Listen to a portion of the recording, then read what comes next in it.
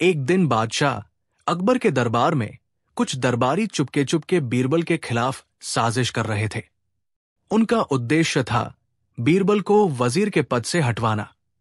वजह वही पुरानी ईर्ष्या, बीरबल की बुद्धि, बादशाह की निकटता और हर बार दरबार में उसका सम्मान उन दरबारियों को फूटी आंख नहीं सुहाता था। एक दरबारी ने धीरे से कहा, भाइयों, अगर बीरबल को वजीर से हटवाना है तो कोई नया नाम सुझाना होगा जिसे अकबर भी ठुकरा न सके। दूसरे ने तुरंत कहा, तानसेन। तानसेन? तीसरा दरबारी चौंका, वो तो गायक है। पहला बोला, मगर अकबर उसे बहुत मानता है, उसकी कला को बादशाह पूछता है। अगर हम तानसेन को वजीर के लिए प्रस्तावित करें तो शायद बीरबल की जगह बन ही जाए।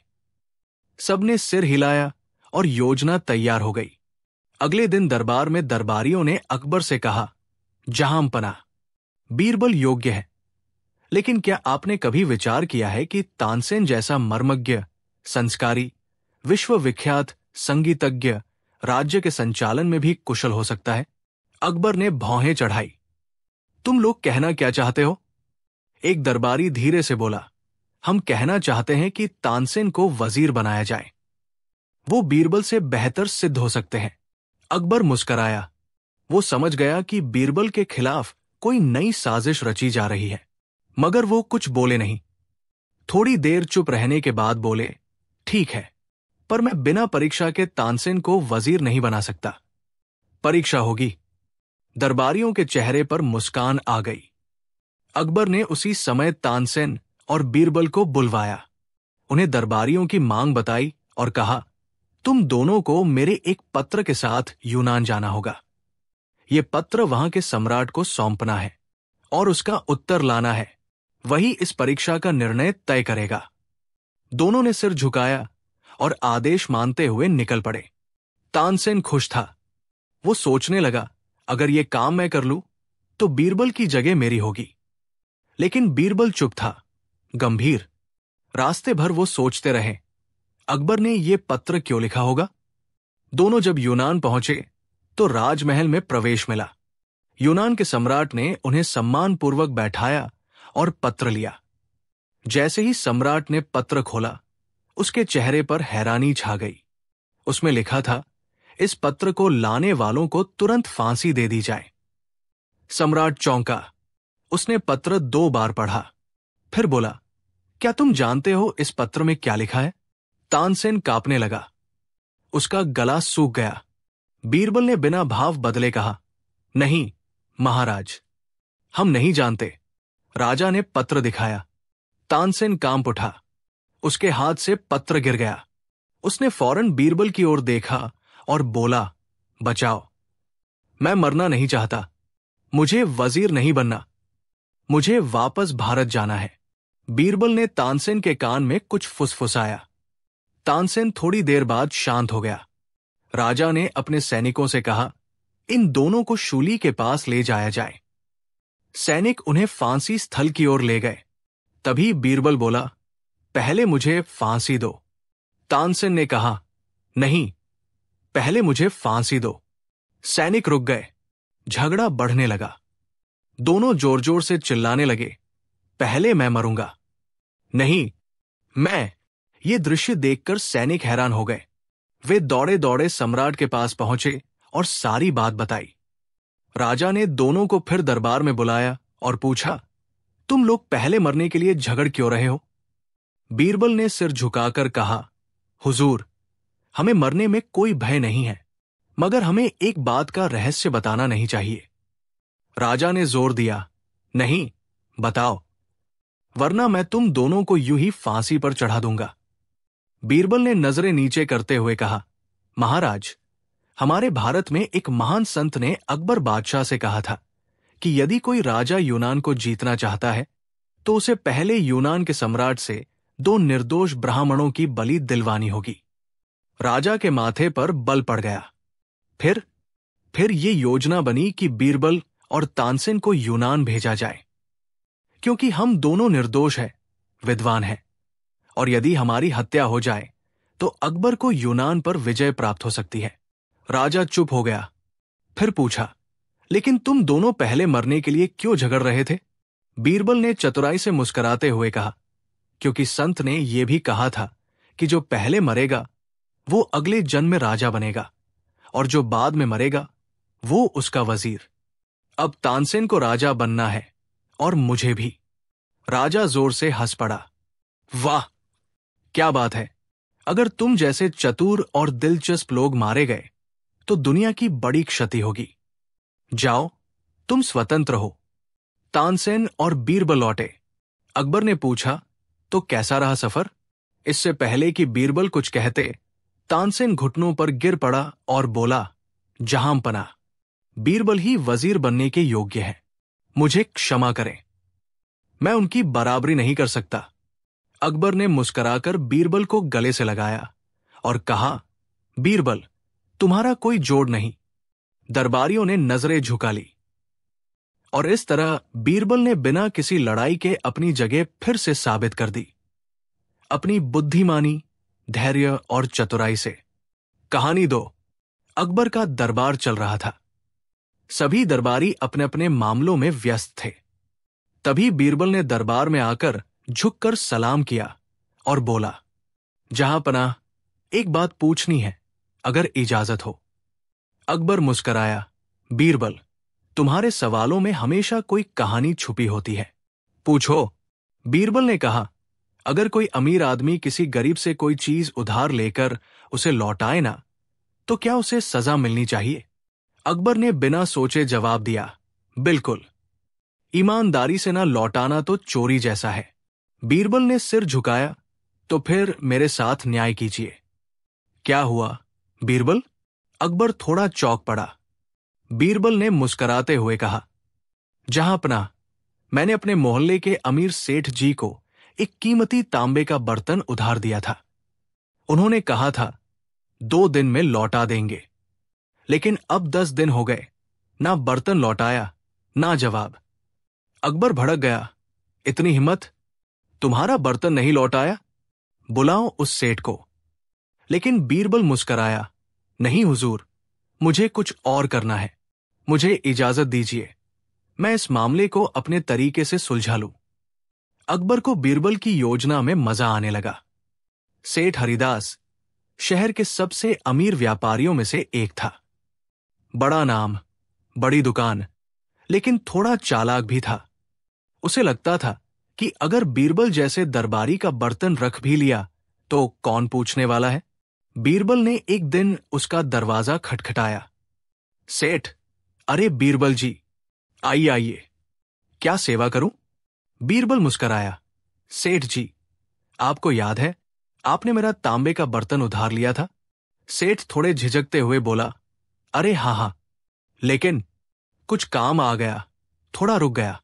बीरबल ने सिर हिलाया, कोई बात नहीं सेठ जी, मैं तो ये बताने आया था कि उस बर्तन ने बच्चा पैदा किया है। सेठ भौचक्का, क्या? बर्तन और बच्चा?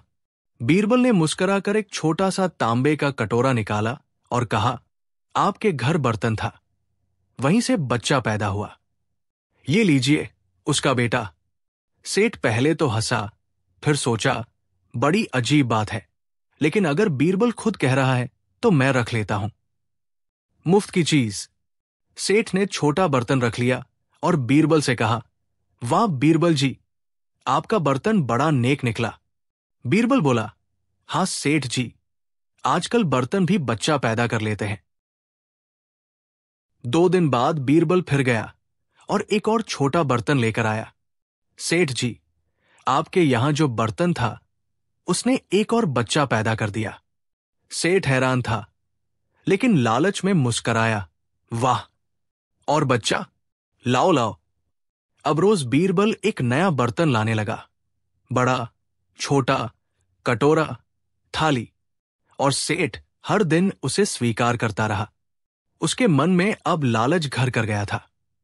अगर ये ऐसे ही चलता रहा, सेठ सोचता, तो मैं एक दिन पूरे तांबे के बर्तन का राजा बन जाऊंगा। एक दिन बीरबल फिर से सेठ के पास गया, पर इस बार खाली हाथ। सेठ ने पूछा, आज कोई बच्चा नहीं हुआ क्या? बीरबल ने गंभीरता से कहा, सेठ जी, बहुत बुरा हुआ। क्या हुआ बीरबल जी? आपका जो बर्तन था उसकी मृत्यु हो गई। सेठ हैरान, क्या बर्तन मर गया? बीरबल ने सिर झुका लिया। जी सेठ जी, आपने सुना ही होगा, जो जन्म लेता है वो मरता भी है। आपका बर्तन अब इस दुनिया में नहीं रहा। अब सेठ का खून खौल गया। वो चिल्लाया, ये कैसा मजाक है? बर्तन कैसे मर सकता है? और वो मेरा था। बीरबल बोला, बर्तन बच्चा पैदा कर सकता है तो मर क्यों नहीं सकता? सेठ गुस्से से तमतमा गया। मजाक मत करो बीरबल, मेरा बर्तन दो। बीरबल ने आंखें तरेरी तो सेठ जी, आपने जब मेरी बातों पर विश्वास किया और सारे बच्चे बर्तन रख लिए, तब क्या वो सब मजाक नहीं था? सेठ बगले झांकने लगा। तभी बीरबल ने कहा, जहां पनाह, ऐसे लोग समाज के लिए खतरनाक हैं। ये लालच के आगे अपनी समझ भी बेच देते हैं। अगले दिन बीरबल ने सारी बात अकबर के दरबार में बताई। सेठ को भी बुला लिया गया। अकबर ने पूछा, क्या ये सब सच है सेठ जी? सेठ शर्मिंदा होकर बोला, हुजूर, माफी चाहता हूं, मैंने लालच में आकर ये सब किया। अकबर ने बीरबल की पीठ थपथपाई। बीरबल, तुमने फिर साबित कर दिया कि बुद्धि और हास्य का मेल हो तो किसी भी लालची को सही राह दिखाई जा सकती है। सेठ ने बर्तन वापस किया और दरबारियों की हंसी से पूरा महल गूंज उठा। भाग 6 सीख। बीरबल मुस्कुराते हुए बोला, जहां पनाह, ये दुनिया अजीब है। लोग चमत्कार पर भरोसा कर लेते हैं, लेकिन सच्चाई पर नहीं। जब तक हम अपनी समझदारी को ताले में बंद रखेंगे, तब तक कोई भी सेठ हरिदास हमें मूर्ख बना सकता है। अकबर ने तालियां बजाई। बीरबल, तुम्हारे जैसे सलाहकार के रहते मुझे किसी चिंता की जरूरत नहीं। नैतिक शिक्षा, लालच से बड़ा कोई भ्रम नहीं होता और हंसी से बड़ा कोई हथियार नहीं। अगर आप चाहें तो मैं इस कहानी के लिए video script, voice over dialogue या एनिमेशन आइडिया भी तैयार कर सकता हूं। बताइए, अगली स्टोरी कौन सी लिखें? कहानी 3। एक रात बादशाह अकबर को एक अजीब सा सपना आया। वो गहरी नींद में थे और अचानक एक विचित्र दृश्य ने उनका पीछा किया। सपने में अकबर देख रहे थे कि उनके सारे दांत गिर गए हैं। उनका चेहरा खाली और दुखी दिख रहा था, क्योंकि सारे दांत एक एक करके गिरते चले गए और केवल एक दांत ही बचा था। यह दृश्य अकबर के लिए बहुत भयावह था, क्योंकि दांतों का गिरना किसी अपशकुन का प्रतीक माना जाता था। सुबह होते ही अकबर जाग गए, लेकिन उनका मन बहुत विचलित था। उनका सपना उनका पीछा कर रहा था और वो ये समझ नहीं पा रहे थे कि इसका क्या मतलब है। अकबर को लगा कि इस सपने का कोई गहरा अर्थ होना चाहिए, इसलिए उन्होंने तुरंत अपने महल के प्रसिद्ध ज्योतिषी को बुलवाया। कुछ ही देर में ज्योतिषी महल में पहुंचे। अकबर ने उन्हें अपना सपना सुनाया और उनसे इसका अर्थ पूछा। ज्योतिषी ने अपने सभी ग्रंथों को पलटा, उन्हें गंभीरता से पढ़ा और कुछ समय तक गहन सोच में डूबे रहे। फिर उन्होंने धीरे धीरे और गंभीर आवाज में अकबर से कहा, जहांपना, आपके सपने का मतलब बहुत ही दुर्भाग्यपूर्ण है। अकबर ने तुरंत ज्योतिषी से कहा, साफ साफ कहो, मुझे डर नहीं है। क्या मेरी जिंदगी के बारे में यह सपना कुछ बुरा संकेत दे रहा है? ज्योतिषी ने कहा, जी हां महाराज, इस सपने का मतलब यह है कि आपके सारे रिश्तेदार जो आपके जीवन में बेहद महत्वपूर्ण हैं, वे एक एक करके मर जाएंगे और अंत में जब एक ही दांत बचा है तो इसका अर्थ है कि आप अकेले रह जाएंगे और आपका अकेलापन बढ़ेगा। यह सुनकर अकबर की आंखों में आक्रोश और चिंता का मिश्रण था। वो बेहद गुस्से में आ गए और कहा, तुमने मुझे ये क्या कह दिया? क्या मैं अब मरने के बाद अकेला रह जाऊंगा? अकबर का गुस्सा बढ़ने लगा। उन्होंने ज्योतिषी से कहा, तुम तुरंत महल से बाहर जाओ। तुम्हारी भविष्यवाणी ने मुझे परेशान कर दिया है और मुझे तुमसे कोई सलाह नहीं चाहिए। ज्योतिषी डर के मारे कुछ कहे बिना महल से बाहर निकल गए। अकबर ने राजाज्ञा जारी की कि अब से कोई और ज्योतिषी दरबार में न आए। वो इस दुखद भविष्यवाणी से बहुत परेशान हो गए थे। हालांकि अकबर के दिल में अब भी ये सवाल था कि इस सपने का सही अर्थ क्या था। उनकी चिंता बढ़ने लगी थी और वो समझ नहीं पा रहे थे कि इस स्थिति से कैसे बाहर निकले। लेकिन फिर बीरबल का ख्याल अकबर के मन में आया। बीरबल हमेशा अपनी चतुराई और बुद्धिमानी के लिए प्रसिद्ध था। अकबर ने तुरंत बीरबल को दरबार में बुलवाया। बीरबल दरबार में आए और अकबर ने उनसे कहा, बीरबल, मुझे एक सपना आया था और मैंने ज्योतिषी से पूछा था कि इसका क्या अर्थ है, लेकिन उसका उत्तर मुझे बहुत खटका। मुझे ये समझ में नहीं आ रहा कि इस सपने का क्या मतलब है। क्या तुम मेरी मदद कर सकते हो? बीरबल ने अकबर की बात ध्यान से सुनी, फिर वो सोचने लगे। बीरबल का मन बहुत तेज था और वो जानता था कि अकबर को ठीक तरह से समझाना होगा।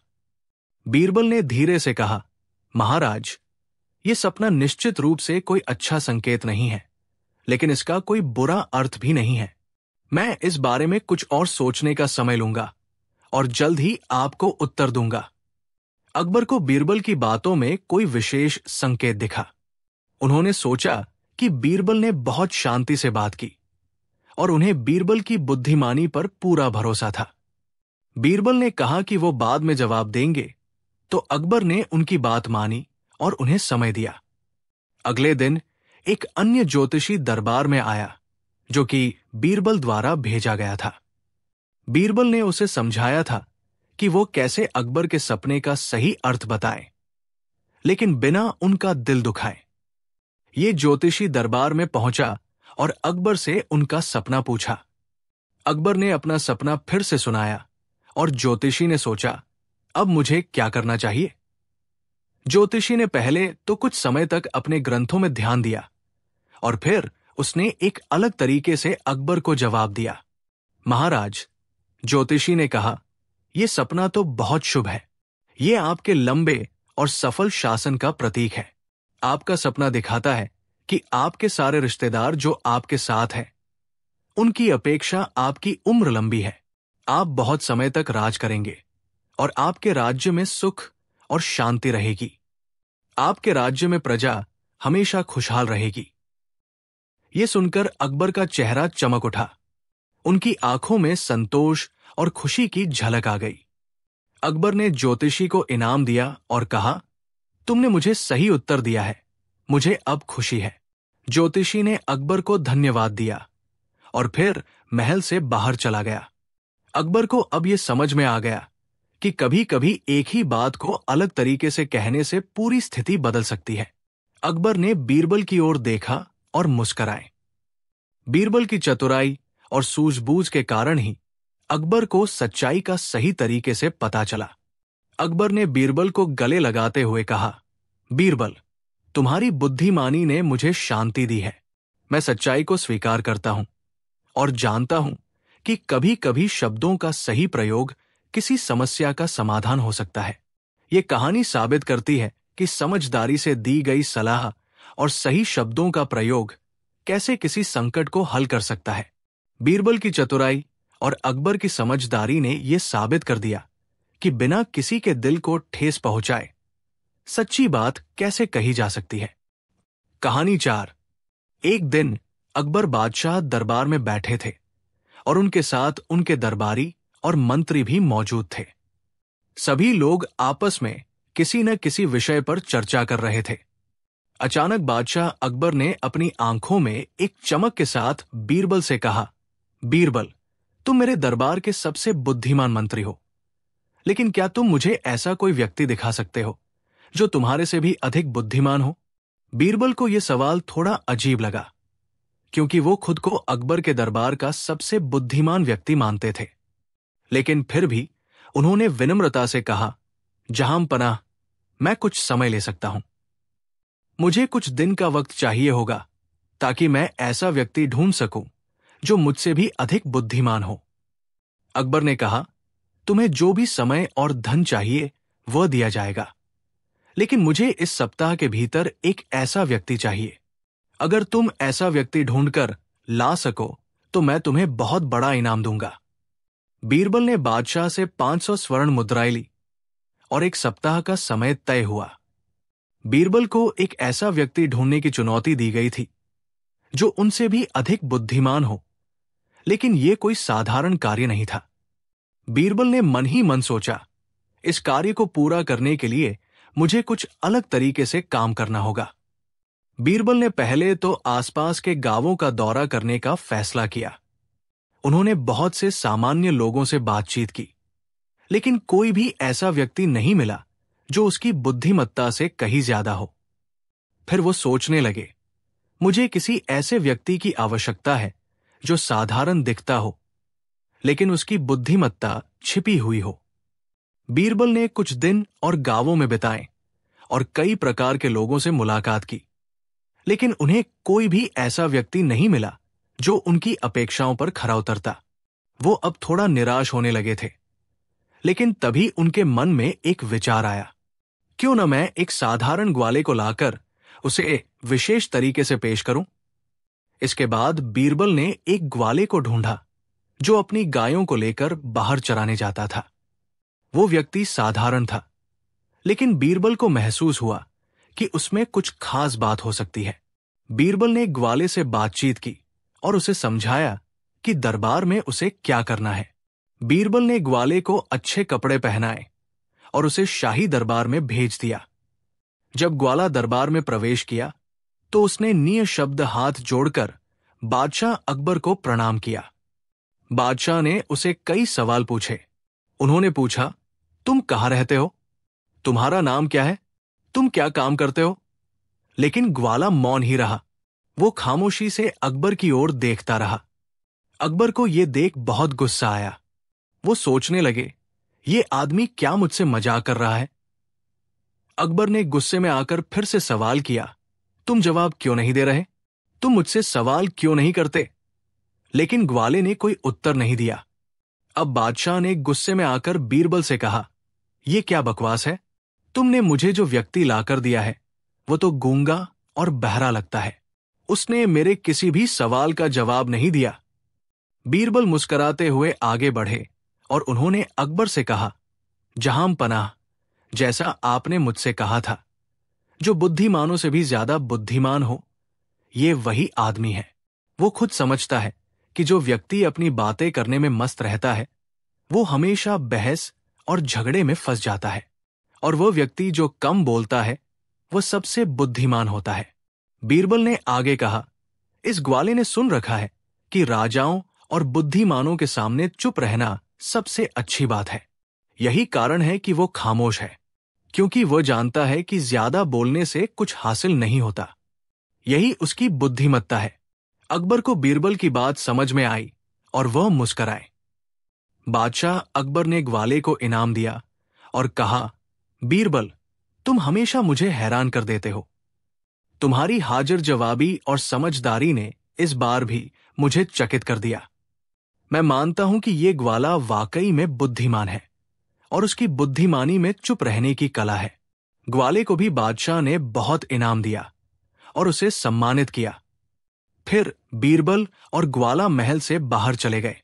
रास्ते में बीरबल ग्वाले से बोले, तुमने बहुत अच्छा किया। तुमने जो बुद्धिमानी दिखाई वही सबसे ज्यादा प्रभावशाली है। ग्वाला खुशी खुशी अपने गांव वापस लौट गया और बीरबल ने फिर से अपने काम में जुटने के लिए महल की ओर रुख किया। निष्कर्ष, इस कहानी से हमें यह सीखने को मिलता है कि बुद्धिमानी सिर्फ किताबों या शाब्दिक ज्ञान तक सीमित नहीं होती। कभी कभी चुप रहकर सही समय पर सही निर्णय लेने की क्षमता भी सबसे बड़ी बुद्धिमानी होती है। अकबर जैसे राजा ने बीरबल की बुद्धिमानी को समझा और उसी के माध्यम से वो एक ग्वाले की चुप्पी को भी बुद्धिमानी मानने पर मजबूर हो गए।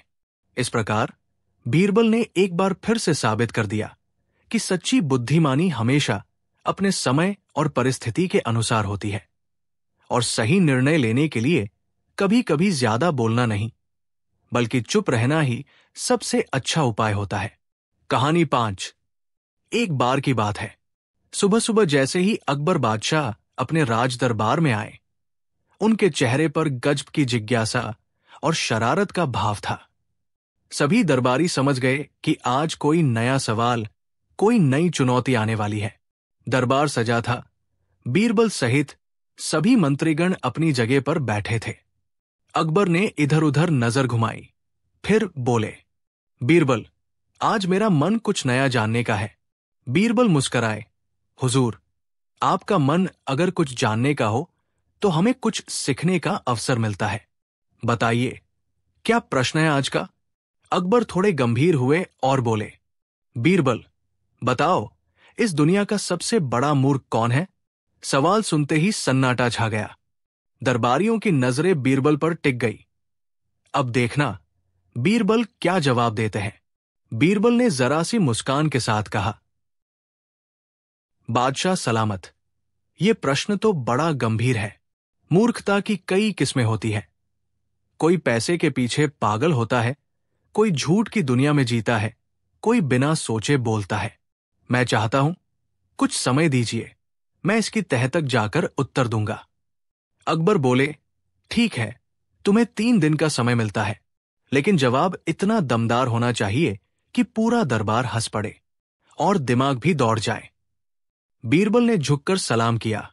जो हुक्म, जहां पनाह। बीरबल ने पूरे शहर में घूम घूमकर अलग अलग लोगों से मुलाकात की। एक आदमी मिला जो अपने घर का सारा पैसा तांत्रिक को दे चुका था, क्योंकि उसने कहा था कि सोने की बारिश होगी। एक महिला मिली जो फर्जी संत की बातों में आकर अपने सारे गहने दान कर चुकी थी। एक सेठ मिला जिसने अपने बेटे की शादी एक तोते से करवा दी, क्योंकि कुंडली ने कहा था। हर व्यक्ति में कुछ न कुछ मूर्खता थी, लेकिन बीरबल को सबसे बड़ा मूर्ख चाहिए था। फिर तीसरे दिन सुबह बीरबल को एक विचार आया और उनकी आंखें चमक उठीं। तीसरे दिन बीरबल पूरे आत्मविश्वास के साथ दरबार में पहुंचे। अकबर ने मुस्कुराते हुए पूछा, तो बीरबल, बताओ, कौन है सबसे बड़ा मूर्ख? बीरबल बोले, हुजूर, मैंने पूरे शहर में ढूंढा, तरह तरह के मूर्ख मिले, लेकिन सबसे बड़ा मूर्ख दरबार में ही मौजूद है। पूरा दरबार हैरान रह गया। अकबर की भौहें तन गई। क्या कह रहे हो? किसकी बात कर रहे हो? बीरबल झुके, फिर बोले, जहां पनाह, आपकी ही बात कर रहा हूं। पूरे दरबार में सन्नाटा। अकबर गुस्से से बोले, क्या मतलब है तुम्हारा? जरा सोच समझ कर बोलो। बीरबल मुस्कुराए और बोले, जहां पनाह, आपने ही मुझे ये सवाल दिया, सबसे बड़ा मूर्ख कौन है? अब सोचिए, अगर मैं किसी आम आदमी को कहता कि वो मूर्ख है तो मुझे क्या मिलता? कुछ नहीं। लेकिन अगर मैं बादशाह को मूर्ख कह दूं तो मेरी गर्दन भी जा सकती है। जो आदमी जानबूझकर अपनी जान खतरे में डाल दे, क्या वो मूर्ख नहीं? अकबर थोड़ी देर खामोश रहे, फिर ठहाका मारकर हंस पड़े। वाह बीरबल, तुमने तो हंसते हंसते मेरी अक्ल ठिकाने लगा दी। अब समझ में आया कि असली मूर्खता क्या होती है। बिना सोचे किसी बड़े को मूर्ख कहना ही असली मूर्खता है। बीरबल ने आगे जोड़ा, हुजूर, असल में सबसे बड़ा मूर्ख वो होता है जो सच्चाई के सामने आंखें बंद कर ले, जो सिर्फ दिखावे के पीछे भागे और खुद के विवेक का इस्तेमाल ना करे। और अगर वो व्यक्ति जितना बड़ा हो, उसकी मूर्खता उतनी ही बड़ी हो जाती है। अकबर ने मुस्कुराकर कहा, तुम्हारा जवाब मजेदार भी था और गहरा भी। यही वजह है कि तुम हमारे सबसे चहेते मंत्री हो। बीरबल की ये कहानी हमें एक गहरी सीख देती है कि मूर्खता केवल पढ़े लिखे या अनपढ़ में नहीं होती, बल्कि उसमें होती है जो सोचता है कि वो सब कुछ जानता है, जो सवाल तो करता है पर खुद पर सवाल नहीं उठाता, और हां, जो सच्चाई से डरता है वो सबसे बड़ा मूर्ख होता है। अगर आपको ये कहानी पसंद आई हो तो लाइक, शेयर और सब्सक्राइब जरूर करें और कमेंट में बताइए, आपके हिसाब से सबसे बड़ा मूर्ख कौन होता है? बीरबल की बात सुनकर दरबार अभी भी ठहाकों से गूंज रहा था। बीरबल ने बादशाह को मूर्ख कह दिया। इस बात की फुसफुसाहट पूरे महल में फैल गई थी। कुछ दरबारी जो बीरबल से जलते थे, अब मौके की तलाश में थे। उसी शाम अकबर दरबारियों के साथ चहलकदमी कर रहे थे, तभी एक दरबारी बोला, हुजूर, बीरबल ने तो आज आपको मूर्ख कह दिया, और फिर भी आप हंस दिए।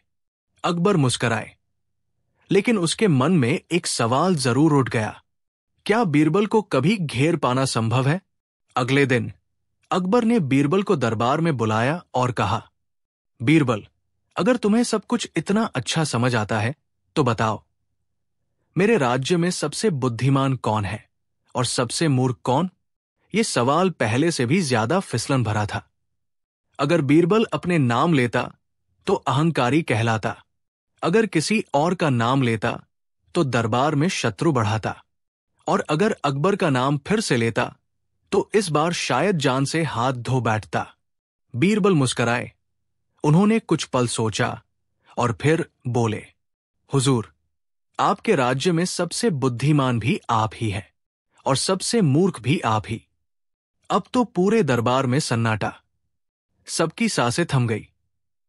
अकबर ने पूछा, यह कैसे संभव है? एक ही व्यक्ति बुद्धिमान और मूर्ख कैसे हो सकता है?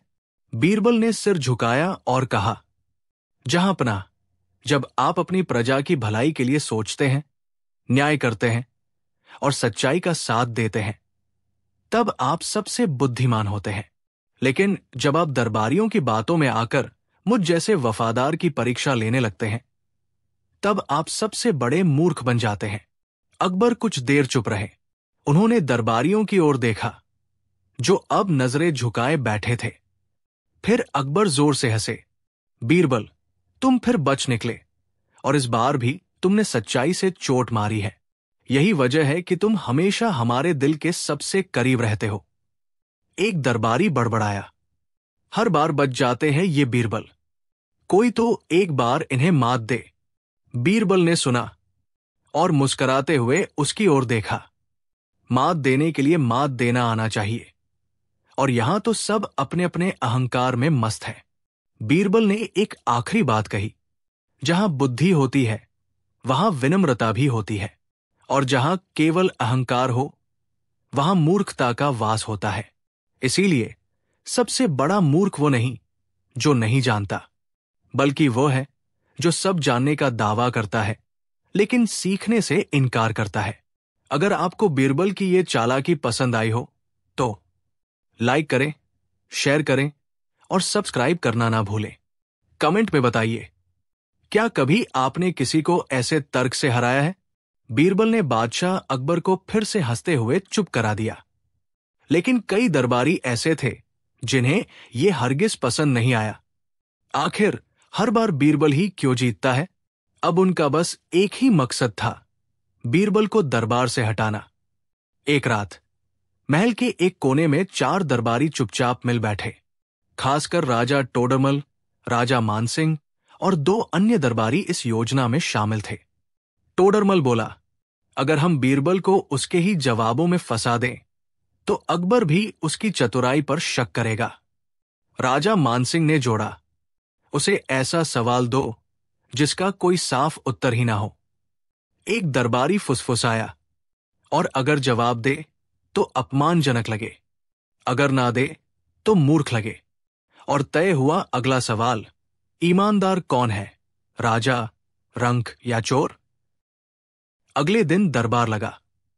टोडरमल ने मुस्कुराते हुए अकबर से कहा, जहांपनाह, हमें बीरबल की चतुराई पर पूरा भरोसा है, लेकिन हम एक दुविधा में हैं। अकबर बोले, पूछो, क्या बात है? टोडरमल ने आगे कहा, बीरबल से पूछिए, इन तीनों में सबसे ईमानदार कौन है, राजा यानी आप, एक गरीब रंक या एक चोर? अकबर की भौहें तंग गई। उन्होंने बीरबल की ओर देखा। बीरबल, अब तुम्हारी परीक्षा है। बीरबल जरा भी नहीं घबराए। उन्होंने मुस्कुराते हुए जवाब दिया, ईमानदार तीनों ही नहीं है, हुजूर। राजा कभी कभी अपनी प्रजा को अपनी मर्जी से चलाता है, ये ईमानदारी नहीं। रंक कभी पेट भरने के लिए चोरी करता है, मजबूरी में ही सही, पर ईमानदारी नहीं। और चोर, वो तो नाम से ही बेईमान है। पूरा दरबार हैरान। तो फिर कौन ईमानदार है? अकबर ने पूछा। बीरबल ने मुस्कुराकर कहा, ईमानदार वो है जो अपनी गलतियां स्वीकार करता है। अगर राजा अपनी गलती माने, रंक अपनी कमजोरी और चोर अपनी नीयत सुधार ले, तभी वे ईमानदार बनते हैं, वरना तीनों ही भ्रम में जीते हैं। अकबर ने जोर का ठहाका लगाया। वाह बीरबल, तुमने तो सवाल को ही तोड़ मरोड़ कर सच्चाई में बदल दिया। टोडरमल ने जलते हुए कहा। लेकिन हुजूर, जवाब तो सीधा नहीं था। बीरबल मुस्कराए। कुछ सवाल सीधे होते ही नहीं, टेढ़ा ही उनका स्वभाव होता है। बीरबल ने दरबार की ओर देखा और कहा, सवालों से अगर मंशा सही ना हो तो जवाब भी फिसल जाते हैं, और जब सवाल में चालाकी हो तो जवाब में चतुराई जरूरी है। सच पूछिए तो बेईमानी सबसे पहले सवाल में थी, जवाब में नहीं। पूरा दरबार सन्न। फिर जोरदार हंसी।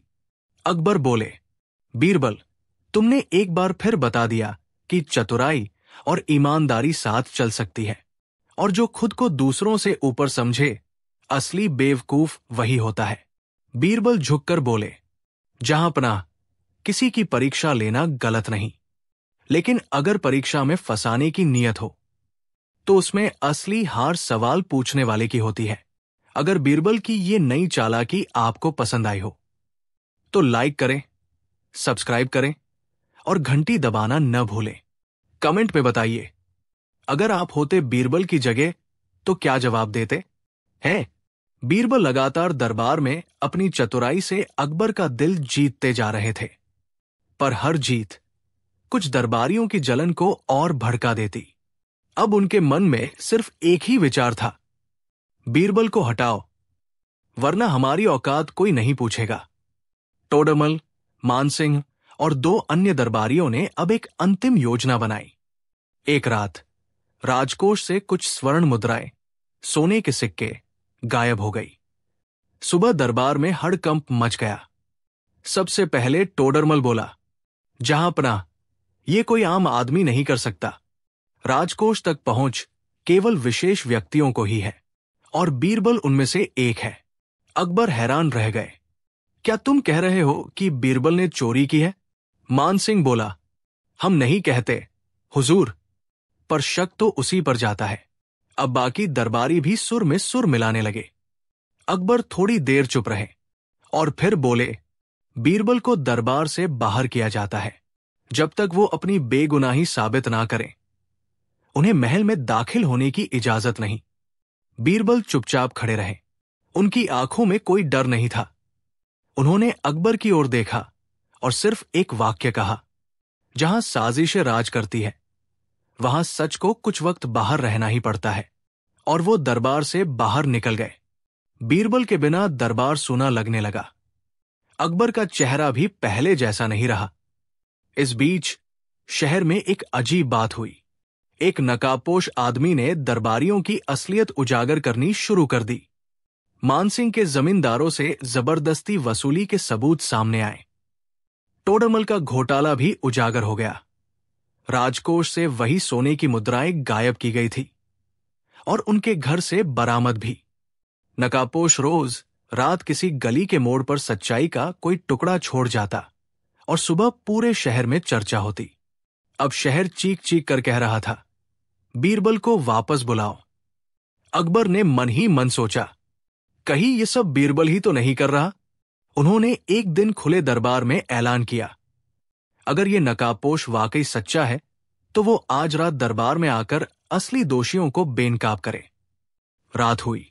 दरबार में सब मौजूद थे। तभी एक नकाबपोश व्यक्ति आया और जोर से बोला, असल चोर ये है। उसने टोडरमल और मानसिंह की ओर इशारा किया और चमत्कारिक रूप से सबूत पेश किए, दस्तावेज, गवाह और चोरी के सिक्के। फिर उसने नकाब हटाया और पूरा दरबार स्तब्ध रह गया। वो बीरबल थे। अकबर खड़े हो गए। उनकी आंखों में पश्चाताप था। बीरबल, मुझे माफ कर दो, मैंने तुम पर शक किया। बीरबल झुके। जहां पनाह, बादशाह गलती करे तो सीख मिलती है, लेकिन दरबारी गलती करे तो साजिश होती है। अकबर ने दरबारियों को तुरंत बंदी बनवाया। बीरबल ने आखिरी में जो कहा वो इतिहास बन गया। जो सच को दरबार से निकालते हैं उन्हें एक दिन दरबार से ही निकाला जाता है और जो झूठ को गद्दी पर बैठाते हैं उन्हें गद्दी पर अकेला छोड़ दिया जाता है। पूरा दरबार बीरबल की बुद्धिमत्ता पर तालियां बजाने लगा। बीरबल लौट आए, लेकिन अब और भी ऊंचे सम्मान के साथ। अगर आपको ये कहानी पसंद आई हो, नीचे कमेंट करिए सच की जीत हो। लाइक करें, शेयर करें और सब्सक्राइब करना न भूलें। कहानी 6। एक दिन अकबर दरबार में बैठे थे। उनके आसपास दरबारी अपने अपने काम में व्यस्त थे। अकबर की तबीयत कुछ खिन्न थी। वे अपनी तौलिया पर माथे पर सिकोड़ते हुए बीरबल की ओर देखे और कहा, बीरबल, इन दिनों मुझे एक अजीब सी परेशानी हो रही है। क्या परेशानी है जहांपना? बीरबल ने पूछा। अकबर ने गहरी सांस ली। एक आदमी है जो हर बात पर सिर्फ यही कहता है, गलत है। चाहे जो भी कहूं, उसकी प्रतिक्रिया यही होती है। वो व्यक्ति कभी भी सही बात नहीं मानता और कभी भी संतुष्ट नहीं होता। बीरबल ने मुस्कुराकर कहा, जहांपनाह, ये तो बिल्कुल एक चुनौती है, पर चिंता की कोई बात नहीं है। मैं इसका हल जानता हूं। अकबर ने आंखें चौड़ी करते हुए पूछा, क्या तुम इस समस्या का हल निकाल सकते हो? बीरबल, जी हां, जहांपनाह, मुझे बस थोड़ी सी समझ और एक छोटी सी चाल की जरूरत है। बीरबल ने आत्मविश्वास से जवाब दिया। कुछ दिनों बाद बीरबल और अकबर ने उस व्यक्ति को दरबार में बुलाया। वो व्यक्ति एक साधारण व्यापारी था, लेकिन अपनी जिद पर अड़ा हुआ। उसे अपनी राय को सभी पर थोपने की आदत थी। तुम्हारा नाम क्या है? अकबर ने शालीनता से पूछा। मेरा नाम मोहन है, जहांपनाह, व्यक्ति ने गर्व से जवाब दिया। अकबर ने उसे बैठने का संकेत दिया और कहा, मुझे ये बताओ, तुम किस कारण से हमेशा हर बात को गलत कहते हो? मोहन ने जवाब दिया, हुजूर, मैं बस ये चाहता हूं कि लोग अपनी गलतियों को समझें और सुधारें। मैं हमेशा सच्चाई और सही बात पर ध्यान देता हूं, इसलिए मैं हर चीज को गलत कहता हूं। अकबर ने सिर झुका लिया और बीरबल की ओर देखा, जो मुस्कुराते हुए दरबार में खड़ा था।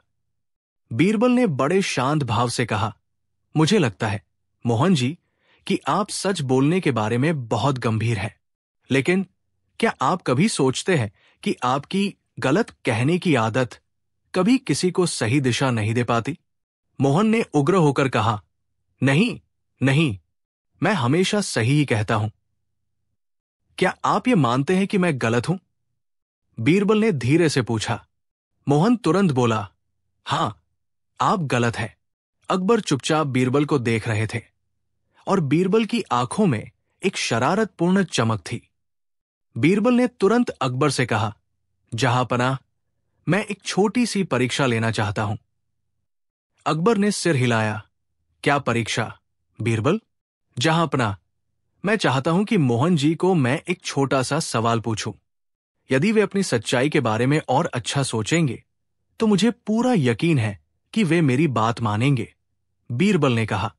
अकबर ने अनुमति दी और बीरबल ने मोहन से कहा, मोहन जी, आप कहते हैं कि हर बात पर गलत कहते हो, तो क्या आप मुझे ये बता सकते हो कि क्या सूरज पश्चिम से उगता है? मोहन ने एक पल के लिए सोचा और फिर गर्व से बोला, बिल्कुल, ये गलत है। सूरज हमेशा पूरब से उगता है। बीरबल ने मुस्कुराकर जवाब दिया, क्या आप मुझे ये भी कहेंगे कि सूरज को पश्चिम से उगने की अनुमति नहीं हो सकती? मोहन ने जवाब दिया, नहीं, ये असंभव है। अब बीरबल ने मुस्कुराते हुए कहा, ठीक है, मोहन जी, क्या आप ये मानते हैं कि सूरज अगर एक दिन पश्चिम से उगने लगे तो क्या आप उसे सही मानेंगे?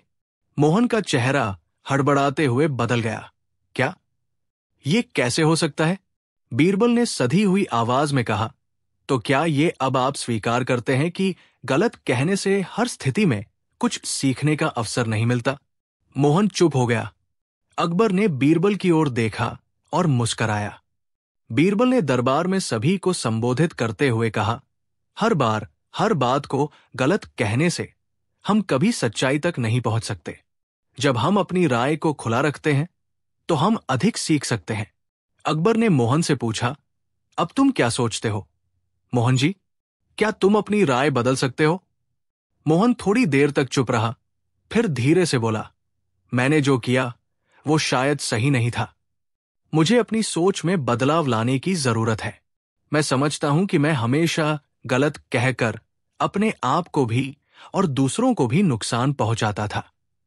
अकबर ने बीरबल की ओर देखा और कहा, बीरबल, तुमने मोहन को सही रास्ता दिखा दिया। तुमने उसे समझाया कि हमेशा गलत कहना कोई समाधान नहीं है। बीरबल ने हल्के से कहा, जहांपनाह, कभी कभी समझाने के लिए हमें शब्दों से ज्यादा विचारशीलता की जरूरत होती है।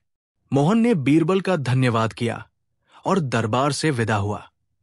अब वो हर बात को गलत कहने से पहले सोचता था। नैतिक शिक्षा। कभी कभी हमारी जिद हमारी समझ को रोक देती है। अगर हम अपनी सोच को खुले दिल से स्वीकार कर सकते हैं तो हम अधिक ज्ञान और सच्चाई तक पहुंच सकते हैं। कहानी 7। बहुत समय पहले एक छोटे से नगर में एक काजी रहता था। उसका नाम था काजी मोहम्मद और वो अपने क्षेत्र में एक ईमानदार और न्यायप्रिय व्यक्ति के रूप में जाना जाता था। उसकी प्रतिष्ठा इतनी अच्छी थी कि लोग अपनी समस्याओं का समाधान पाने के लिए उसे ही बुलाते थे।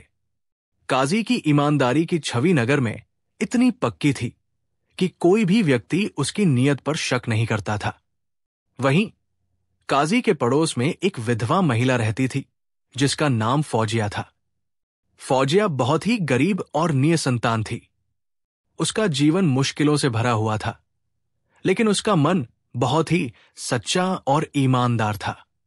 वो दिन रात मेहनत करके अपने छोटे से घर का पालन पोषण करती थी। उसके पास न तो कोई परिवार था और न ही कोई मदद करने वाला। उसका जीवन बहुत साधारण था, लेकिन उसका एक सपना था हज पर जाने का। वो हर दिन हज की यात्रा का ख्वाब देखती थी, लेकिन उसकी गरीबी के कारण ये सपना अधूरा सा लगता था। एक दिन फौजिया ने निर्णय लिया कि वो हज के लिए जाएगी। उसने अपने घर का सारा कीमती सामान बेच दिया और कुछ पैसों को अपनी यात्रा के खर्चे के लिए बचा लिया। बाकी बची हुई राशि उसने एक थैली में रखी और उसमें 1000 मोहरे डाल दिए। इन मोहरों का मूल्य उसके लिए बहुत ज्यादा था, क्योंकि ये उसके जीवन की सारी पूंजी थी। उसने उस थैली पर एक मोहरे की सील भी लगाई और उसे काजी के पास ले गई। फौजिया ने काजी के पास पहुंचकर कहा, काजी साहब, आप बहुत ईमानदार व्यक्ति हैं, इसलिए मैं अपनी ये अमानत आपके पास रखने आई हूं। मैं हज पर जा रही हूं और वापस आकर इसे ले लूंगी। काजी ने यह सुनकर मुस्कुराते हुए कहा, तुम्हारा विश्वास बहुत महत्वपूर्ण है फौजिया। मैं इस थैली को पूरी तरह से सुरक्षित रखूंगा और जब तुम वापस आओगी तो तुम्हारी अमानत तुम्हें सौंप दी जाएगी। फौजिया ने काजी को धन्यवाद दिया और अपनी थैली उसे सौंप दी। फिर वो अपनी यात्रा के लिए निकल पड़ी। करीब 2 साल बाद फौजिया अपनी हज यात्रा से वापस लौटी। हज यात्रा के बाद वो बहुत खुश थी, लेकिन सबसे पहले उसने काजी के पास जाकर अपनी थैली मांगी। काजी ने उसकी थैली बिना किसी झिझक के उसे दे दी। फौजिया ने थैली को खोलने से पहले काजी को धन्यवाद दिया और फिर घर जाने के लिए तैयार हो गई। जब फौजिया ने थैली खोली तो उसके पैरों तले से जमीन खिसक गई। थैली में मोहरे की जगह लोहे की टिकलियां भरी हुई थी। वो एक पल के लिए स्तब्ध रह गई। उसकी आंखों में आंसू आ गए और उसे समझ में नहीं आया कि ये क्या हो गया। उसकी सारी जिंदगी की जमा पूंजी एक पल में ही गायब हो गई थी। उसने तुरंत काजी के पास जाकर उसे ये बात बताई। काजी साहब, ये क्या हो गया? मैंने आपको अपनी सारी अमानत दी थी, लेकिन अब देखिए, थैली में तो लोहे की टिकलियां हैं। मुझे तो विश्वास ही नहीं हो रहा कि आप ऐसा कर सकते हैं। फौजिया ने दुखी होकर कहा। काजी ने बड़ी बेरुखी से जवाब दिया, देखो बीबी, मुझे तो ये नहीं मालूम कि तुम्हारी थैली में क्या था और क्या नहीं था। जब तुम इसे ले गई थी तो वो तुम्हारी अमानत थी। अब तुम वापस आई हो तो मैंने वही थैली तुम्हें लौटा दी। अब इसमें क्या था? मुझे इससे क्या लेना देना? फौजिया सुनकर और भी निराश हो गई। वो काजी के पैरों में गिर पड़ी और गिड़गिड़ाकर बोली, काजी साहब, मैंने आपको ईमानदार समझकर अपनी अमानत दी थी। वो 1000 मोहरे मेरे लिए बहुत महत्वपूर्ण थे। मेरे पास और कुछ नहीं है। यदि उन मोहरों में से आधे भी मुझे मिल जाएं, तो मैं अपने बुढ़ापे को आराम से काट सकती हूं। कृपया मुझे मदद करें। काजी ने एकदम ही बेरुखी से कहा, तुम फालतू बातें मत करो। जाओ यहां से, नहीं तो मैं तुम्हें धक्के मारकर बाहर निकाल दूंगा। फौजिया बहुत दुखी हो गई, लेकिन उसने हार नहीं मानी। वो जानती थी कि काजी उसके साथ अन्याय कर रहा है और उसकी कोई मदद नहीं करेगा। इसलिए उसने बीरबल के पास जाने का निर्णय लिया। फौजिया ने पूरी कहानी बीरबल को सुनाई और अपनी पीड़ा व्यक्त की। बीरबल ने उसे शांत किया और कहा, फौजिया, तुम चिंता मत करो, मैं तुम्हारी मदद करूंगा। तुम्हारी थैली को ध्यान से देखूंगा और न्याय दिलवाऊंगा। अगले ही दिन बीरबल ने नगर के सभी रफूगरों को बुलाया और फौजिया की थैली दिखाई। एक रफूगर ने पहचानते हुए कहा, यह थैली तो मैंने साल भर पहले रफू की थी। कौन लाया था ये थैली तुम्हारे पास? बीरबल ने पूछा। काजी साहब, दुकानदार ने बताया। ये सुनकर बीरबल ने तुरंत 2 सिपाही काजी को बुलवाया। काजी आया और रफूगर को देखकर उसकी आंखों में डर आ गया। वो समझ गया कि उसका राज अब खत्म होने वाला है। उसने तुरंत अपनी जेब से थैली निकालकर बीरबल के सामने रख दी और माफी मांगने लगा। तुमसे कोई माफी नहीं मिल सकती, काजी। तुमने अपने पद का दुरुपयोग किया है और फौजिया के साथ अन्याय किया है। तुम्हें अब इस पद से हटा दिया जाएगा। तुम जिस किसी को न्याय दिलाने के लिए भेजते हो, वो खुद बेईमानी का शिकार हो गया। ऐसे लोग दूसरों का क्या इंसाफ करेंगे? बीरबल ने काजी से कहा। काजी की सजा तय हो चुकी थी। बीरबल ने उसे उसके पद से हटा दिया और नगर से बाहर जाने का आदेश दिया। काजी ने अपना सिर झुका लिया और बिना कुछ कहे वहां से चला गया। फौजिया की थैली में से मोहरे वापस मिले और वो बेहद खुश हो गई। उसने बीरबल को ढेर सारी दुआएं दी और कहा, बीरबल, आपने मेरे साथ न्याय किया है। मैं कभी नहीं भूलूंगी कि आपने मेरी मदद की। फौजिया की जिंदगी फिर से खुशहाल हो गई। बीरबल की सूझबूझ और न्यायप्रियता ने उसकी सारी परेशानियां हल कर दी थी। उसने अपने बुढ़ापे को चैन से जीने के लिए फिर से थोड़ी सी जमा पूंजी जुटा ली। वो बीरबल का हमेशा कृतज्ञ रही। बीरबल ने यह साबित कर दिया कि सच्चाई और न्याय की ताकत से किसी भी बेईमानी को उजागर किया जा सकता है। उसकी चतुराई और ईमानदारी ने न केवल फौजिया को न्याय दिलवाया, बल्कि काजी को भी उसकी बेईमानी की सजा दिलवाई। इस प्रकार बीरबल ने एक बार फिर साबित किया कि कोई भी बेईमानी चाहे जितनी चतुराई से की जाए, अंत में न्याय का पलड़ा ही भारी होता है। कहानी 8। बादशाह अकबर के दरबार में एक दिन किसी निर्णय को लेकर बहस छिड़ी। बीरबल ने सच्चाई के पक्ष में बात रखी, मगर बादशाह को बात नागवार गुजरी। दरबारी भी बीरबल के विरोध में फुसफुसाने लगे। बात इतनी बढ़ गई कि बादशाह ने क्रोध में आकर कहा, बीरबल, तुम दरबार छोड़ दो, अब तुम्हारी जरूरत नहीं। बीरबल कुछ बोले नहीं। वह सिर झुकाकर उठे और बिना कुछ कहे दरबार से चले गए। किसी को भी पता न चला कि वे कहाँ गए। बीरबल अपने घर भी नहीं लौटे। उन्होंने सारे चिन्ह छोड़ दिए, अपनी पोशाक, पहचान, सब कुछ। वे राजधानी से दूर एक छोटे से गांव में पहुंच गए। वहां उन्होंने नया नाम रखा, हरिदास। किसान की तरह पहनावे में, बिना किसी शानो शौकत के, वे एक बूढ़े किसान के साथ रहने लगे। हर सुबह बीरबल हल लेकर खेत में जाते, मिट्टी में हाथ काले करते, पसीना बहाते और गांव वालों के साथ बैठकर चबूतरे पर चाय पीते। धीरे धीरे गांव के लोगों को एहसास होने लगा कि ये नया आदमी साधारण नहीं है। उसका सोचने का तरीका, बोलने का अंदाज और हर समस्या का हल निकालना, सब कुछ अनोखा था। गांव में एक बार जमींदार के आदमी आकर एक गरीब किसान की जमीन पर कब्जा करने लगे। गांव के लोग डर गए, लेकिन हरिदास ने बीच चौराहे में खड़े होकर जमींदार के आदमी से कहा, कब्जा करोगे तो इतने ही मजबूत हो तो हर घर से खून की एक बूंद लेकर जाना पड़ेगा। जमींदार के आदमी चुपचाप लौट गए। उस दिन से हरिदास गांव का प्रिय हो गया। इधर राजधानी में बादशाह अकबर को बीरबल की कमी खलने लगी थी। दरबार में अब कोई वैसी चतुराई नहीं दिखाता था। न कोई सही सलाह देता, न कोई दरबारियों की चालाकी पकड़ता। बादशाह को पछतावा होने लगा।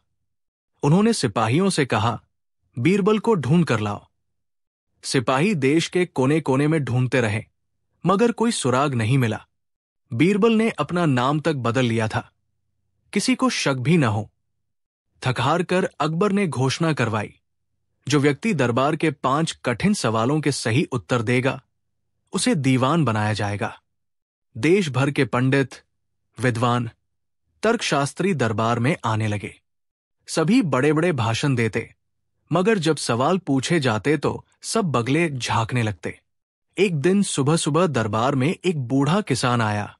खद्दर के कपड़े, सिर पर पगड़ी, आंखों में तेज। बादशाह ने मुस्कुराते हुए पूछा, क्या तुम भी दीवान बनने आए हो? किसान ने मुस्कुराकर कहा, नहीं जहांपनाह, बस आपकी बुद्धि का स्वाद चखने आया हूं। सब हंसने लगे, लेकिन अकबर को कुछ बात जंच गई। उन्होंने पहला सवाल पूछा, शरीर का पहला और सबसे बड़ा गुण क्या है? किसान ने कहा, आरोग्यता। अगर शरीर स्वस्थ न हो तो धन, बल, बुद्धि सब व्यर्थ हो जाते हैं। दरबारियों ने गर्दनें हिलाई। दूसरा सवाल, सबसे बड़ा शस्त्र क्या है? बुद्धि। किसान बोला, जिसके पास बुद्धि है वो बिना हथियार भी युद्ध जीत सकता है। अकबर की भौहें उठीं, लेकिन चेहरे पर संतोष था। तीसरा सवाल था, अगर चीनी और रेता मिल जाए तो उन्हें अलग कैसे करोगे? बिना पानी के प्रयोग के। किसान बोला, उन्हें जमीन पर फैला दो, चींटियां आकर चीनी उठा ले जाएंगी, रेत वही रह जाएगी। दरबारियों के मुंह खुले रह गए। चौथा सवाल, क्या तुम समुद्र का पानी पी सकोगे? किसान हंसा, अगर आप समुद्र में गिरने वाली सभी नदियों का मार्ग रोक दें तो समुद्र सूख जाएगा और मैं उसका पानी पी जाऊंगा। अब सभी दरबारी चुप। सबकी नजरें उस किसान पर थी। अंतिम सवाल, चिता के बिना आदमी किस चीज से जलता है? किसान शांत स्वर में बोला, चिंता से।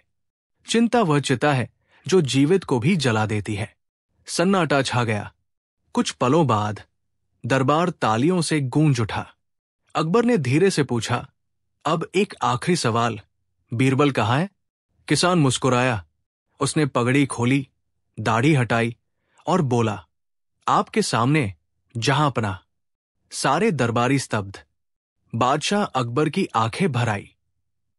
वे उठे, बीरबल को गले से लगा लिया। तुम कहां चले गए थे बीरबल? क्या तुम जानते हो इस दरबार की रौनक तुम्हारे बिना कैसी सूनी थी? बीरबल बोला, जहांपनाह, मैंने सोचा जब मेरी बात का मोल नहीं रहा तो मेरी मौजूदगी का क्या लाभ? अकबर बोले, अब मुझसे कभी मत रूठना। मैं भी इंसान हूं बीरबल। गलती हो सकती है, पर तुम्हारे बिना मैं अधूरा हूं। उस दिन बीरबल फिर से दीवान बने, लेकिन अब पहले से भी ज्यादा आदर और स्नेह के साथ। गांव के लोगों ने जाना कि उनका हरिदास दरअसल महान बीरबल था। बीरबल ने गांव लौटकर वहां एक स्कूल खुलवाया, जहां बच्चों को बुद्धि और नैतिकता की शिक्षा दी जाने लगी। कहानी 9। आगरा की एक ठंडी सुबह थी। फिजा में हल्की हल्की धुंध फैली हुई थी और लाल किले की दीवारों से सूरज की किरणें धीरे धीरे झांक रही थी। सम्राट अकबर अपने प्रिय मंत्री बीरबल के साथ बाग में टहलने निकले थे। अकबर ने घास पर पड़े ओस के कणों को देख मुस्कुराते हुए कहा, बीरबल, तुम मेरे दरबार की शोभा हो। तुम्हारी चतुराई से ना जाने कितनी बार मेरी मुश्किलें आसान हुई हैं। बीरबल ने झुककर कहा, हुजूर की सेवा में रहना ही मेरा सौभाग्य है। अकबर अचानक गंभीर हो गए। बोले, लेकिन बीरबल, अगर कभी तुमसे कोई बड़ी भूल हो जाए तो तुम्हें सजा जरूर मिलेगी। बीरबल ने तुरंत जवाब दिया, बेशक हुजूर, अपराधी को सजा मिलनी ही चाहिए, लेकिन एक शर्त है, अकबर ने भौहें उठाई। शर्त? जी, अगर कभी मैं अपराधी बनूं तो मेरा इंसाफ उसी व्यक्ति से करवाया जाए जिसे मैं चुनूं। अकबर ने हंसते हुए सिर हिलाया। ठीक है, मंजूर है, लेकिन बीरबल, ये बात याद रहेगी। बीरबल ने मुस्कुराकर कहा, यही तो मैं चाहता हूं हुजूर। समय बीतता गया। एक दिन दरबार में बीरबल से एक गंभीर भूल हो गई। एक राजकीय दूत को भेजने में देरी हुई, जिससे एक मित्र देश का राजदूत नाराज हो गया। अकबर को यह बात बेहद खटक गई। दरबार में गरजते हुए अकबर बोले, बीरबल, ये चूक नहीं बल्कि बेइंतहाई लापरवाही है। अब तुम्हें सजा अवश्य मिलेगी। बीरबल ने शांति से कहा, हुजूर, मुझे सजा मंजूर है, परंतु आपको अपना वादा याद है ना? अकबर चौंके, फिर मुस्कुराए। हां, याद है। बताओ, कौन करेगा तुम्हारा इंसाफ? बीरबल ने कहा, शहर के बाहर की बस्ती में 5 सामान्य लोग रहते हैं। एक जुलाहा, एक हलवाई, एक मछुआरा, एक बुनकर और एक मोची। वे मेरे न्यायाधीश बनेंगे।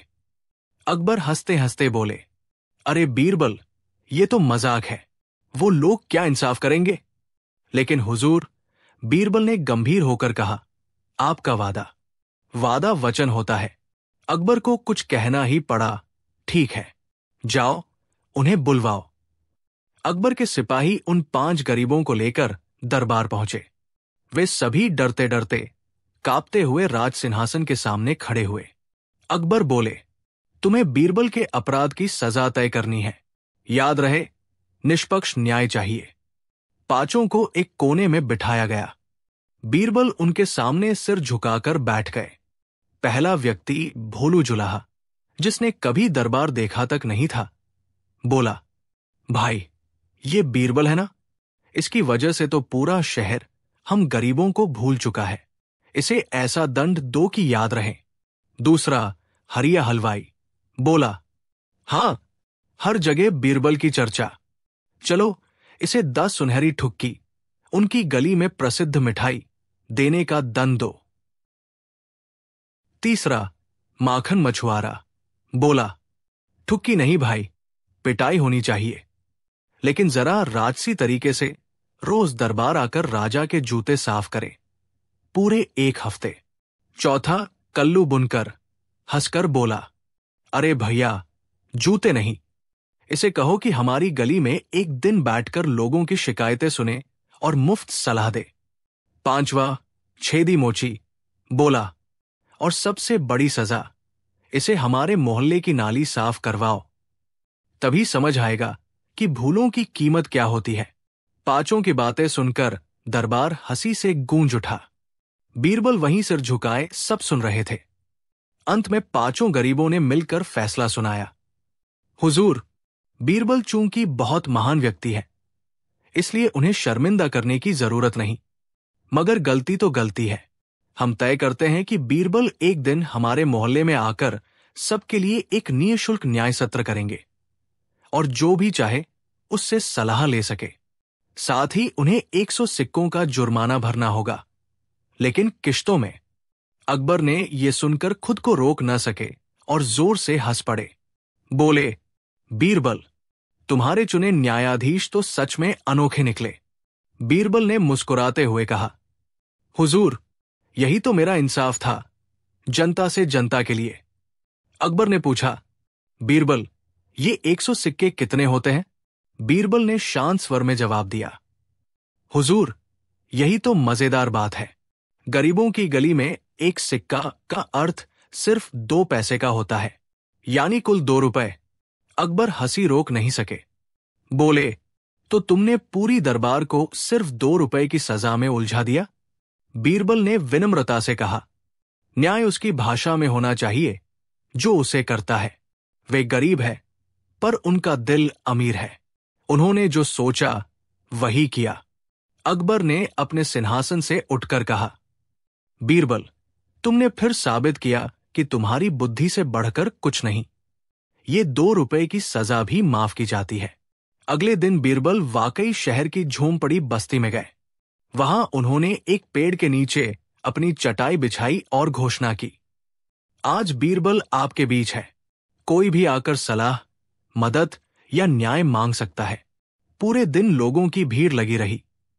किसी की बकरी खो गई थी, किसी का बेटा स्कूल नहीं जाता था, कोई अपने पड़ोसी से नाराज था, किसी को अपनी कविता सुनानी थी। बीरबल ने हर बात को पूरी गंभीरता से सुना और समाधान दिए। दिन ढलते ढलते बस्ती वालों का बीरबल पर विश्वास और गहरा हो गया। जब बीरबल वापस दरबार लौटे, अकबर ने पूछा, कैसा रहा अनुभव?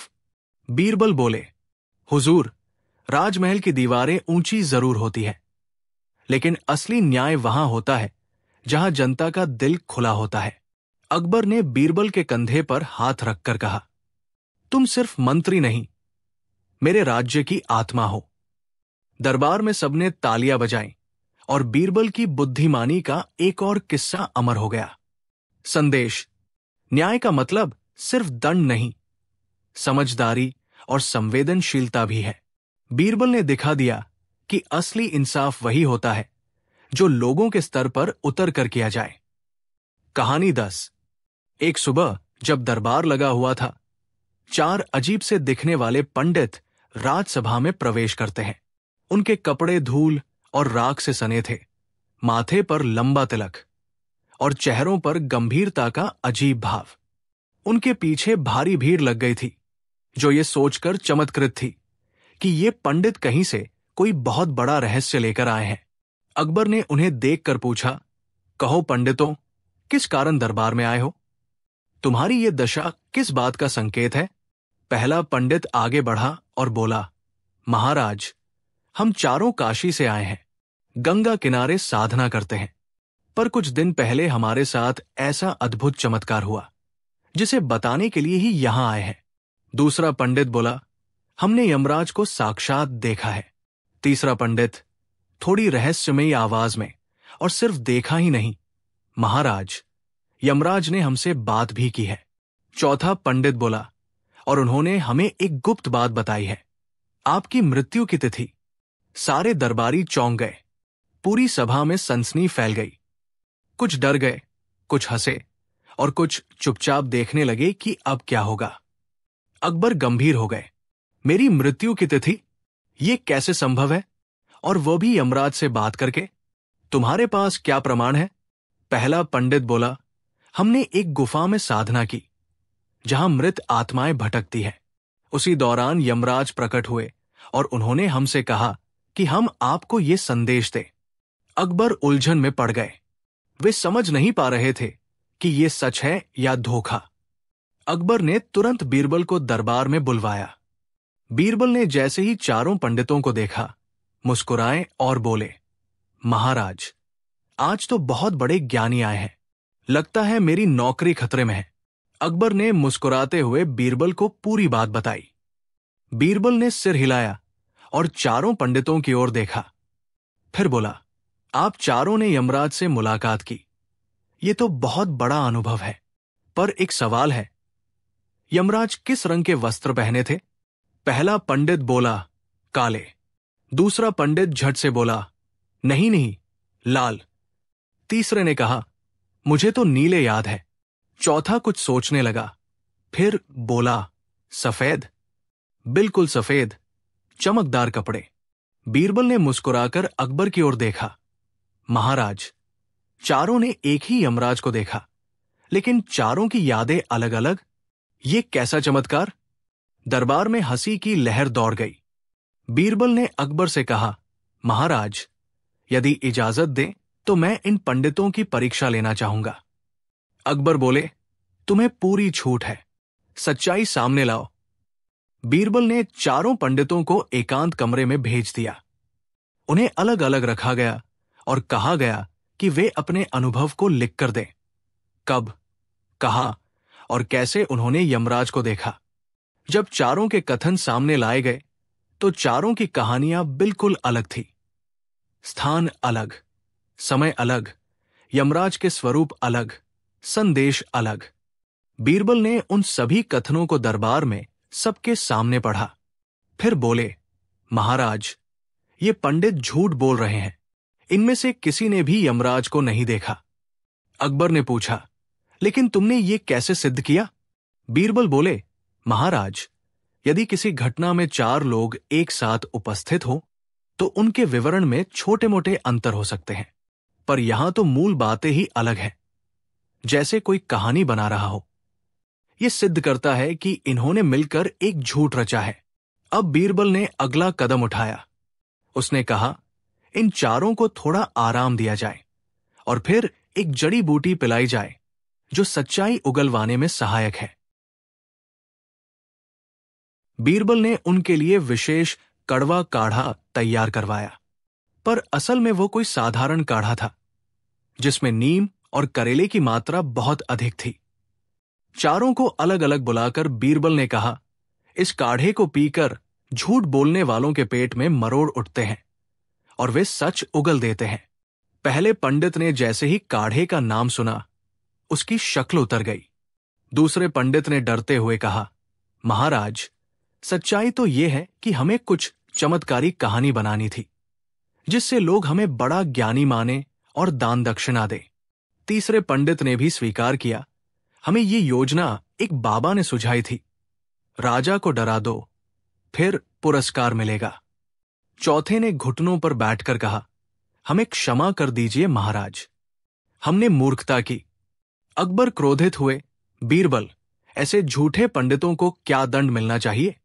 बीरबल शांत स्वर में बोले, महाराज, इन्हें जेल में डालने से ये नहीं सुधरेंगे। मेरा सुझाव है, इन्हें नगर के चौराहे पर खड़ा करके लोगों को इनके झूठ की सच्चाई बताई जाए और इन्हीं से नगर की सफाई करवाई जाए ताकि इनका अहंकार भी मिटे और समाज को सीख भी मिले। अकबर मुस्कुराए, तुम्हारी बात में न्याय और करुणा दोनों है, ऐसा ही होगा। चारों पंडितों को चौराहे पर खड़ा कर उनके झूठ का पर्दाफाश किया गया। नगरवासियों ने देखा कि कैसे बुद्धिमत्ता से एक झूठ सामने लाया गया। बीरबल की चतुराई और संयमपूर्ण व्यवहार से न सिर्फ एक धोखे से बचा गया, बल्कि समाज को ये सीख भी मिली कि झूठ चाहे कितना भी बड़ा क्यों न हो, सच के सामने टिक नहीं सकता, और जब बुद्धि न्याय से जुड़ जाए तो हर रहस्य सुलझाया जा सकता है। कहानी की सीख, झूठ चाहे 4 लोग मिलकर बोले, लेकिन वो हमेशा भ्रम ही पैदा करता है। सत्य की शक्ति, बुद्धि और विवेक से हमेशा विजयी होती है। बीरबल की तरह शांत, संयमी और सूझबूझ से काम लेने वाला व्यक्ति ही समाज में आदर्श बनता है। अगले दिन सुबह नगर के चौराहे पर भीड़ जुटी थी। चारों पंडितों को वही कपड़े पहनाकर वहां लाया गया जिनमें वे दरबार में आए थे। राख से सने हुए, बाल बिखरे हुए, चेहरों पर बनावटी साधु सन्यासियों जैसा भाव। बगल में एक बड़ा सा तख्ती रखा गया जिस पर लिखा था, हमने यमराज से मिलने का झूठ बोला, लोगों को डराया और अपने स्वार्थ के लिए झूठी कहानी गढ़ी। नगर के लोग पहले चौंके, फिर हंसने लगे, लेकिन फिर कुछ बुजुर्ग और जानकार लोग बोले, ये तो अच्छा हुआ कि बीरबल ने इनका झूठ पकड़ लिया, वरना जाने कितनों को ये मूर्ख बनाते।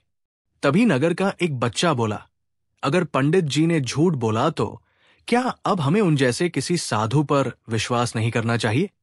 बीरबल जो पास ही खड़े थे मुस्कुराए और बच्चे के पास आए। बिल्कुल विश्वास करना चाहिए, बीरबल बोले, पर आंख मूंद कर नहीं। ज्ञान का चोला पहन लेने से कोई ज्ञानी नहीं बन जाता। जैसे हर सफेद वस्त्र वाला साधु नहीं होता, वैसे ही हर बोलने वाला सत्यवादी नहीं होता। जब चौराहे की सजा पूरी हुई, बीरबल ने चारों पंडितों को दरबार में बुलवाया, इस बार शांतिपूर्वक। तुम चारों ने जो किया वो शर्मनाक था, लेकिन यदि तुम वास्तव में ज्ञान की राह पर चलना चाहो तो एक अवसर है तुम्हारे लिए, बीरबल बोले। पंडित एक सकुचाकर बोला, हमें मार्ग दिखाइए बीरबल जी, हमने बहुत गलती की है। बीरबल बोले, काशी से आए हो, ज्ञान की नगरी से, अब वही ज्ञान सचमुच अर्जित करो। जाओ, वापस काशी जाओ, पर इस बार झूठ की चादर नहीं, तप और साधना का वस्त्र पहनकर। पंडित 2 ने पूछा, और फिर? बीरबल मुस्कराए, जब तुम्हें लगे कि अब तुम दूसरों को शिक्षा दे सकते हो, पहले खुद को शिक्षित कर चुके हो, तब लौट आना। तब तुम्हारा स्वागत दरबार में खुले मन से होगा। चारों ने सिर झुका लिया। ये पहली बार था जब उनके चेहरे पर बनावटी नहीं, बल्कि वास्तविक लज्जा और संकल्प का भाव था।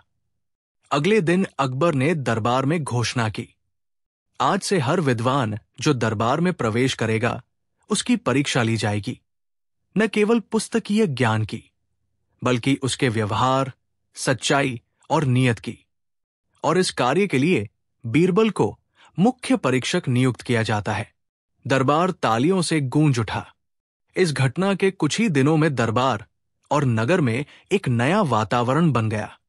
अब लोग किसी के बड़े तिलक, बड़ी दाढ़ी या ऊंचे शब्दों से प्रभावित नहीं होते थे। वे अब ये पूछते, वो क्या करता है, कैसे सोचता है, किसके लिए जीता है।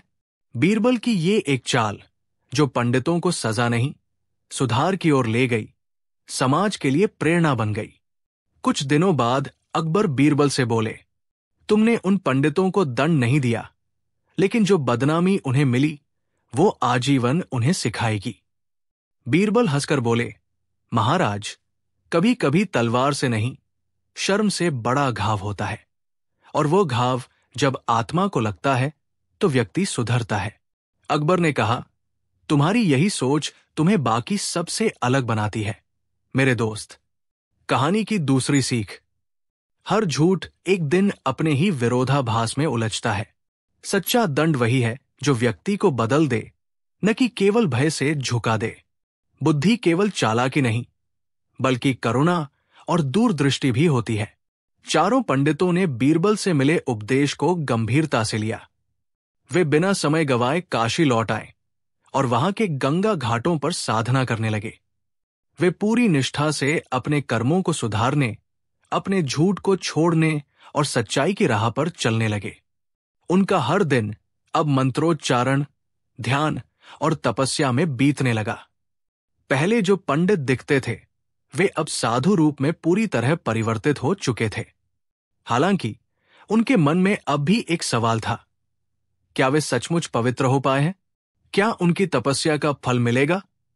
और क्या एक दिन बीरबल की परख को साबित कर पाएंगे? कुछ महीने बाद चारों पंडित वापस दिल्ली लौटे। उनकी आंखों में आत्मविश्वास था, लेकिन बीरबल से मिलने का उत्साह कुछ अलग था। वे जानते थे कि बीरबल ने उन्हें जो दंड दिया था वो एक मार्गदर्शन था, न कि सजा।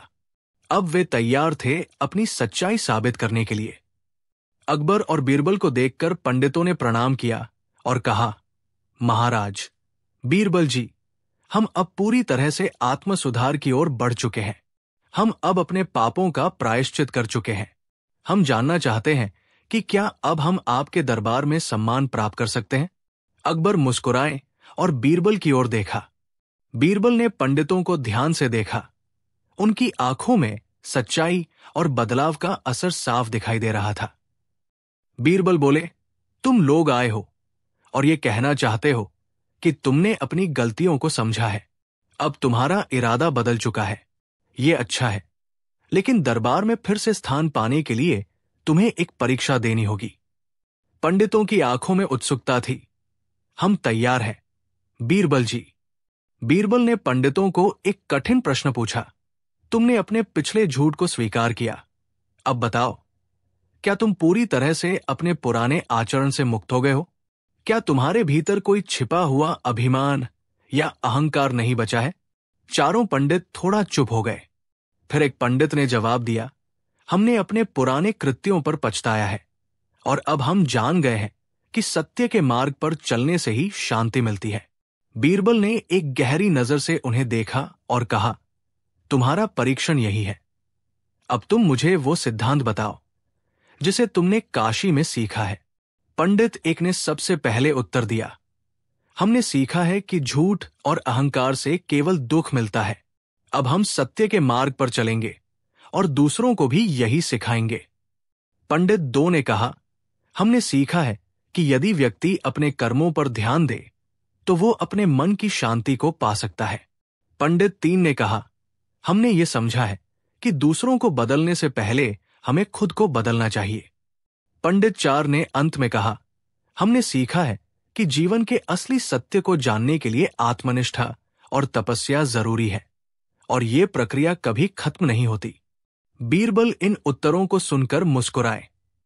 अकबर ने बीरबल से पूछा, क्या तुम समझते हो कि ये पंडित अब पूरी तरह से बदल चुके हैं?